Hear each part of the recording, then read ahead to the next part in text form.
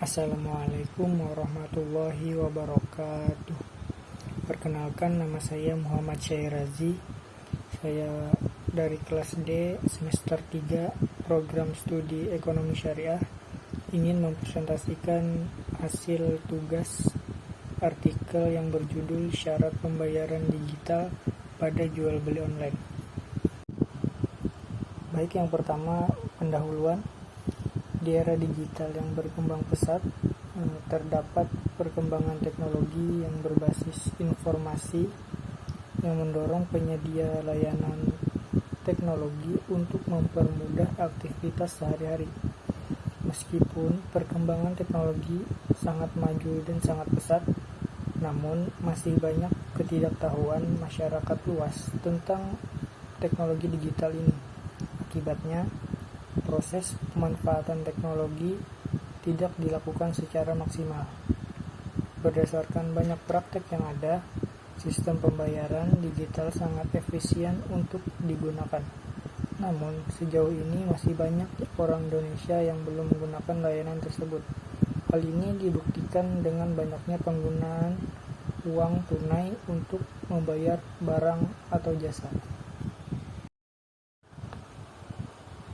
Metode yang saya gunakan yaitu penelitian deskriptif kualitatif yang menggunakan metode studi kepustakaan dalam mencari data tersebut.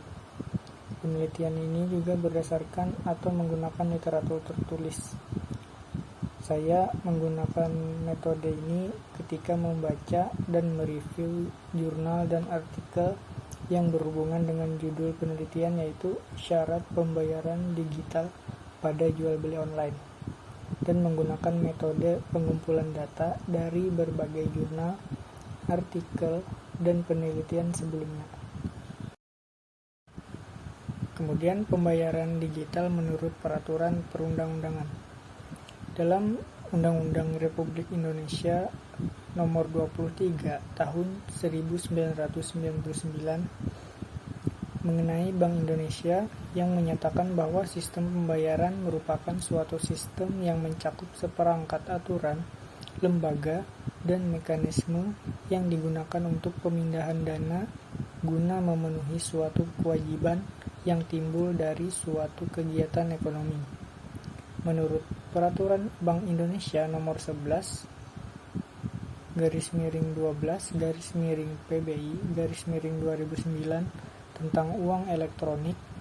Uang elektronik adalah alat pembayaran yang diterbitkan berdasarkan nilai moneter yang disetorkan terlebih dahulu oleh pemegangnya kepada penerbit dan disimpan secara elektronik dalam media tersebut.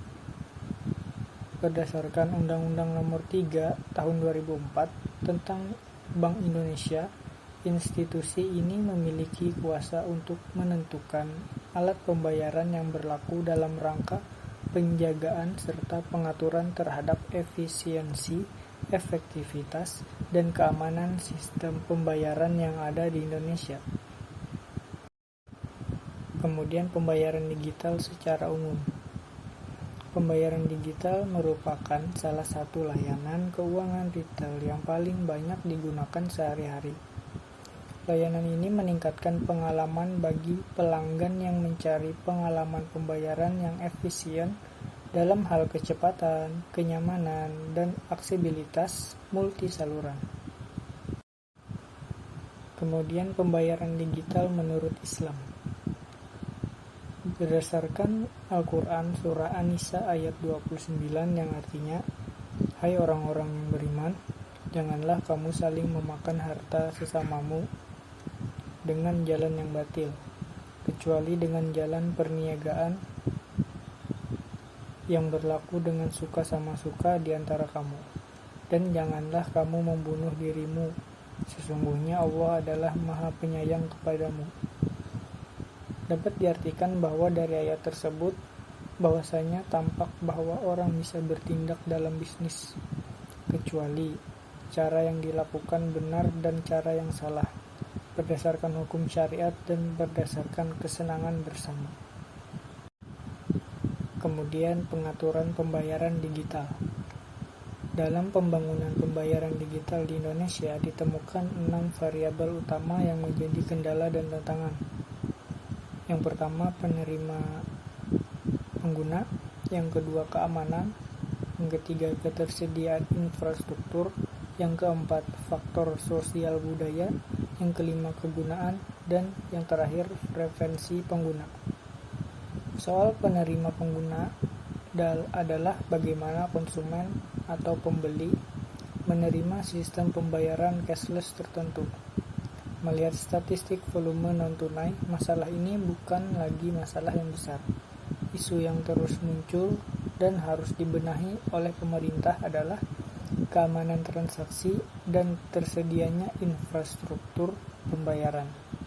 Penipuan akun merupakan faktor keamanan yang menjadi masalah. Sementara itu, isu yang sering muncul dari sisi ketersediaan infrastruktur adalah ketersediaan, stabilitas dan kecepatan internet, ketersediaan sistem, dan kecepatan transaksi. Keabsahan pembayaran digital. Transaksi elektronik yang memicu terciptanya kontrak elektronik merupakan fenomena baru yang tidak dapat dipisahkan dari hukum. E-commerce juga memiliki kontrak atau aspek hukum dari kontrak. Adanya kontrak atau perjanjian wirausaha merupakan salah satu poin terpenting dalam suatu transaksi komersial. Sebagaimana pandangan umum memahami prinsip bahwa suatu kontrak atau perjanjian adalah hukum bagi para pihak dalam kontrak. Banyak ahli hukum kontrak menjelaskan bahwa transaksi terutama melalui media elektronik atau e-commerce adalah prinsip dasar transaksi yang mengikuti dengan transaksi penjualan tradisional, seperti transaksi dagang tradisional. Transaksi e-commerce terdiri dari permintaan dan pendapatan, pengikatan aliansi, dan sebagainya. Baik, kesimpulan yang dapat diambil yaitu di era digital yang berkembang pesat, terdapat perkembangan teknologi berbasis informasi yang mendorong penyedia layanan teknologi untuk mempermudah aktivitas sehari-hari. Perkembangan teknologi tersebut telah banyak dikenal dan digunakan oleh masyarakat karena kegunaannya yang praktis dan efektif.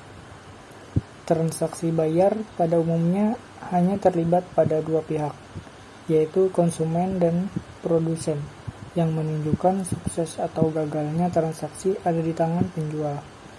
Di era digital ini, baik pembeli maupun penjual, semua menggunakan penerapan pembayaran secara digital dengan pembayaran secara cash.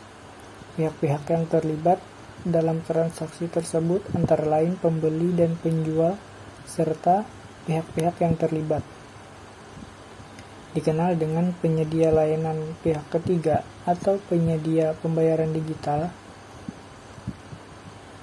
Ketika penyedia pembayaran digital, pembeli bertanggung jawab untuk mengirimkan transaksi ke jaringan keuangan yang digunakan oleh penjual. Sekalipun suatu transaksi melibatkan banyak pihak, baik pembeli maupun penjual dapat menggunakan perangkat selulernya untuk mengetahui secara real-time apakah suatu transaksi telah berhasil atau tidak dengan cepat dan aman, dengan harga yang terjangkau. Berdasarkan banyak yang menggunakan praktik ini, metode pembayaran secara digital sangat bermanfaat untuk digunakan. Baik, itu saja yang mungkin saya sampaikan. Mohon maaf apabila banyak kekurangan. Sekian, wassalamualaikum warahmatullahi wabarakatuh.